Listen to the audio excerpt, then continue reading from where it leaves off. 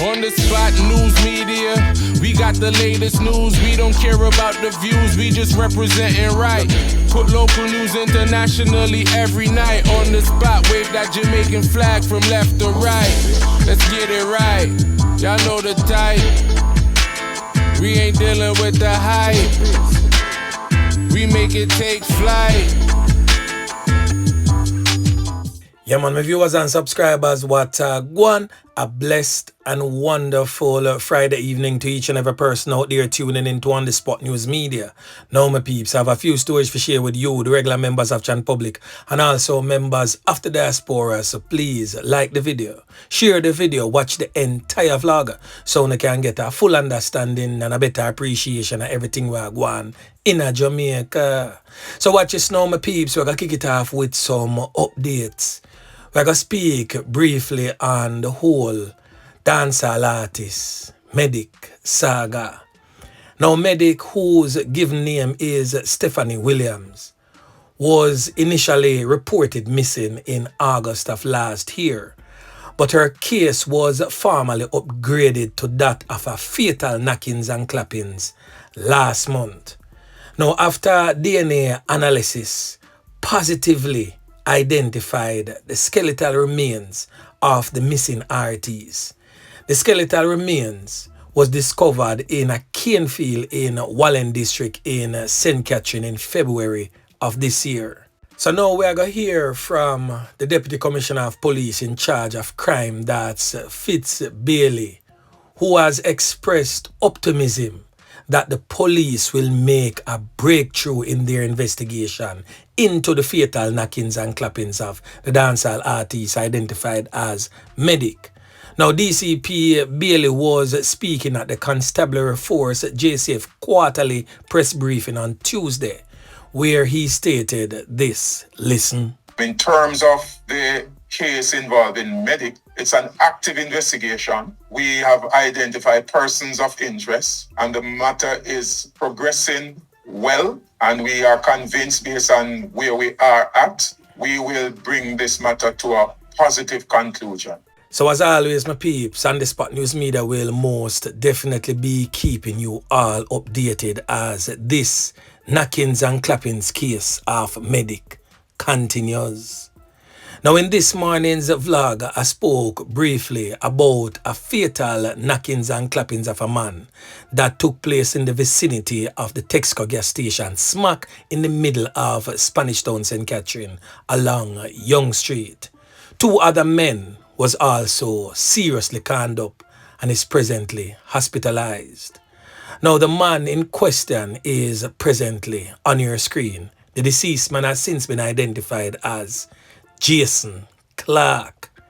Now, don't watch the shirt and tie now, because people normally associate a certain type of look with a certain type of person. But before we get into the meat of the matter about Jason Clarke, we're going to hear from the head of the St. Catherine North Police Division, that's Superintendent Hopton Nicholson, who is also stating that 5 men is most definitely wanted by them. He also gave a briefing on the fatal knockings and clappings of Jason Clarke that took place yesterday, smack in the middle of his police division. So now we are going to hear from the superintendent in charge of the St. Catherine North Police Division. Listen. The police who were on beat patrol in the Spanish Town Center responded to several explosions in the vicinity of Marchpen Road as well as the entrance of the bus terminus along Burke Road. There were several explosions also heard in the vicinity of the Texaco gas station that is located along Young Street, and another police team responded. Information garnered is that 2 men were found suffering from gunshot wounds and were transported to the Spanish Town Hospital, where 1 man subsequently died while being treated and the other one admitted in serious condition. First person is a man known only as Peter. The other one is Theophilus Campbell, otherwise known as Dangareds. Daniel Wilson, otherwise known as Chef, and Javan Francis, otherwise known as Poco. Another man only known by the alias Will. We are asking these persons to immediately turn themselves over to the Spanish Town CIB. The police, while increasing their presence in and around the Spanish Town Center, will ensure that persons are able to go about their lawful business. We ask law-abiding citizens to cooperate with us. That was the voice of the head of the St. Catherine North Police Division, Superintendent Hopton Nicholson. So watch this now, my peeps. Back to Mr. Shirt and Tie.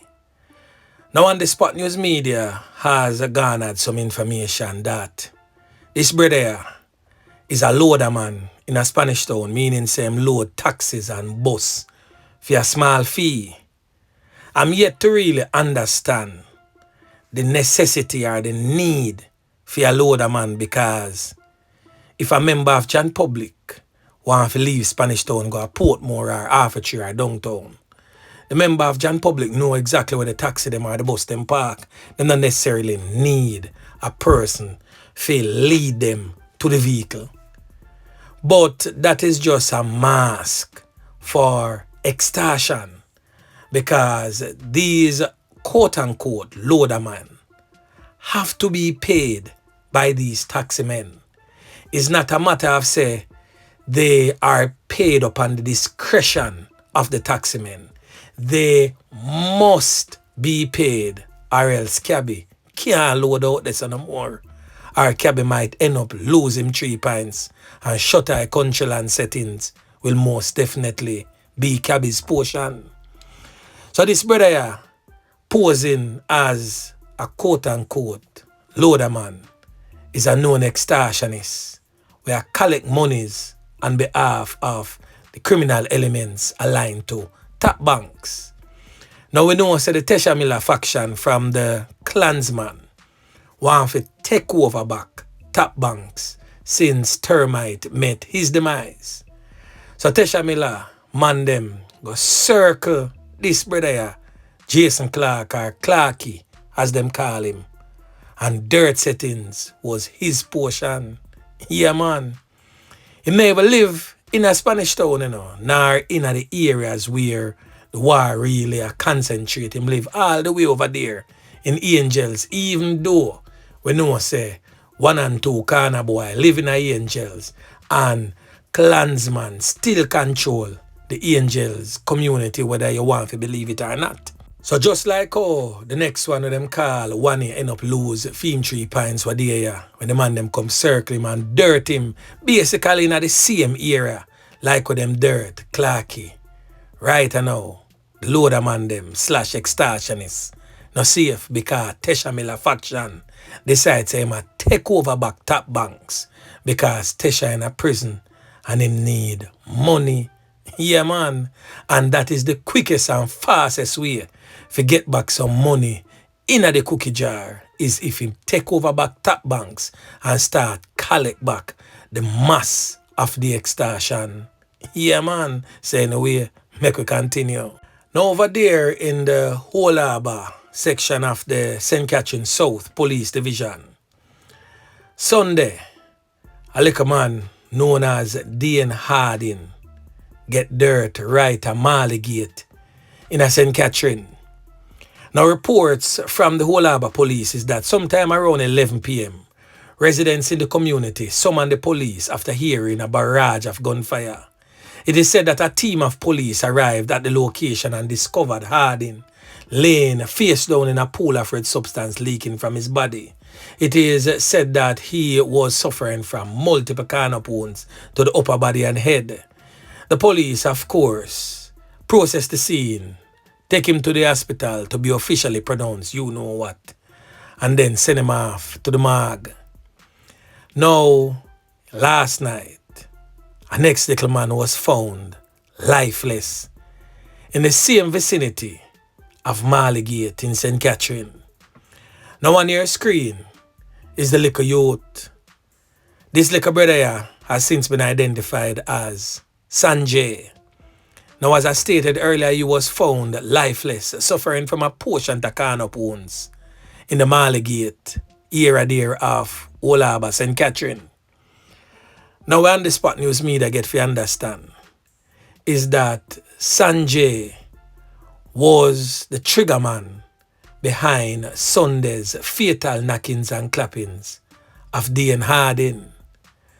But to get to understand also that Sanjay's life was taken by his own cronies.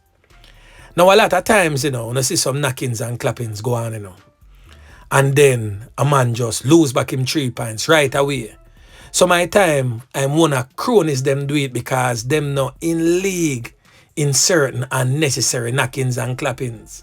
Because it is said that Dean Harding was not a shatter. He was not a knockis and clappis, but a man where try to live him lawful, regular life and this criminal element here. Sanjay try to extort him. And because the extortion monies was not forthcoming, Sanjay decided that dirt settings should be his portion. So film cronies them never too pleased about that and just dirt him back right away without delay. And that's a smart move on their part because with doing that themselves, them kind of ease the pressure of the squad of them, half of them. Because the squad of them know say Sanjay answer to certain man. And if Sanjay go carry out a knockings and clappings, pressure I go depend the alleged Dan. Yeah man, say no way, make we continue. So watch this now my peeps, we have 3 criminal elements to be listed for you, the regular members of Chan Public and members of the diaspora, that is deemed to be wanted by the Jamaica Constabulary Force operatives.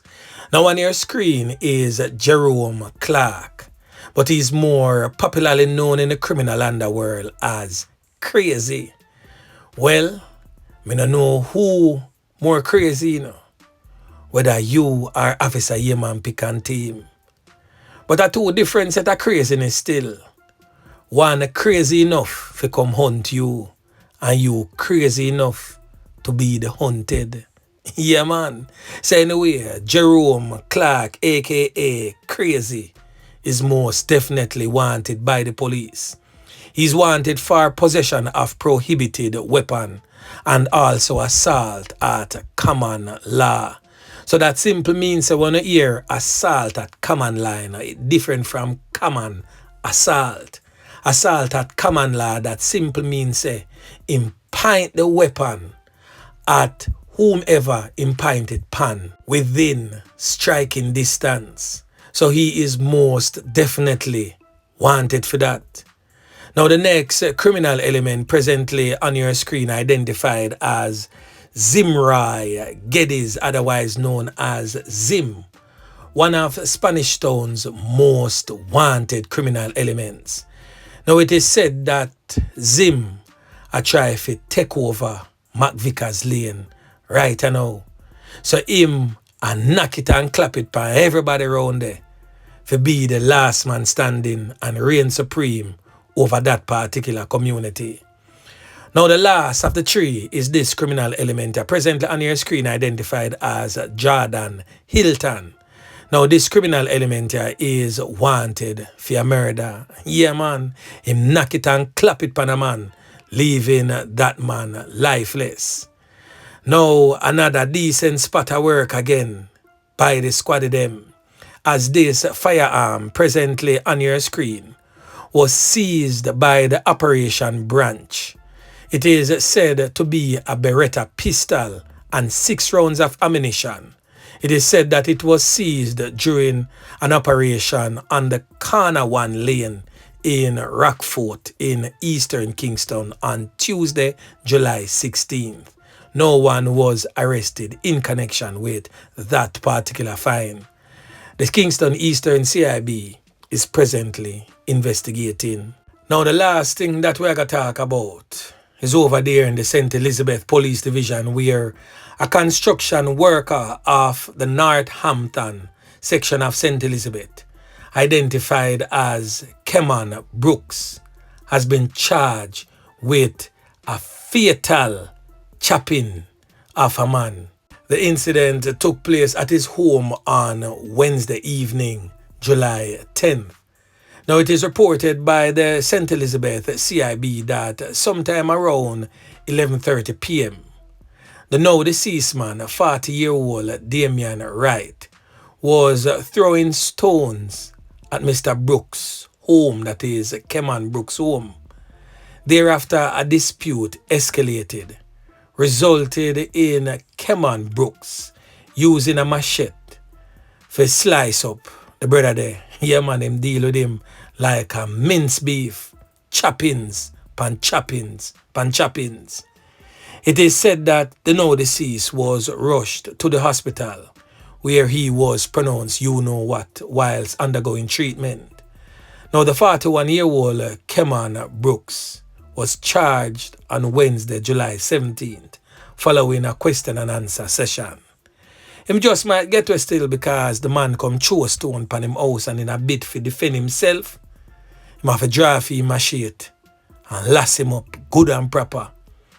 We just sorry say boy it have to reach deso because a man end up losing 3 pints. And a man probably a good youth too end up gone to jail and possibly prison for a mighty long time.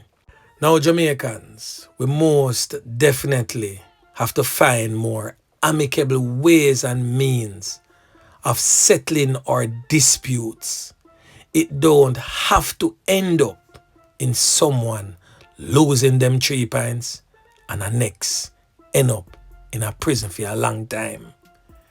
Even if him should go a court and get way, the length of time it a go take and the stress will come with it, trust me, it's not worth it.